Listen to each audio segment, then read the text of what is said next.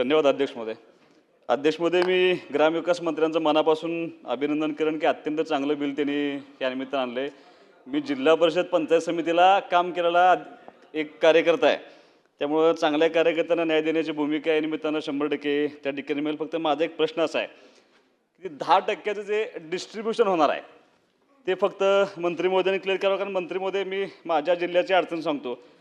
राष्ट्रवादी 18 आहे, भाजप 18 आहे, शिवसेना आमची 7 आहे, अजितदादांचं राष्ट्रवादी 6 आहे, उबाटाचा 1 सदस्य आहे.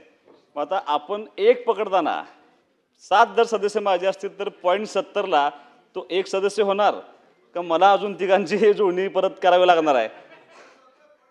तर ते 0.70 मी माझं सांगतोय. फक्त समजा आता काही जण 3 जण आहेत का, आता पंचायत समितीला 3 आहेत, काही ठिकाणी 4 आहेत. मग 20% पकडताना समजा माझे 4 असतील तर ते 8 झाले. मग मी 2 घ्यायचे का 1च घ्यायचा?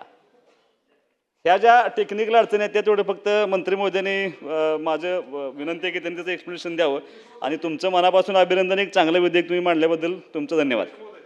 बडोले सर.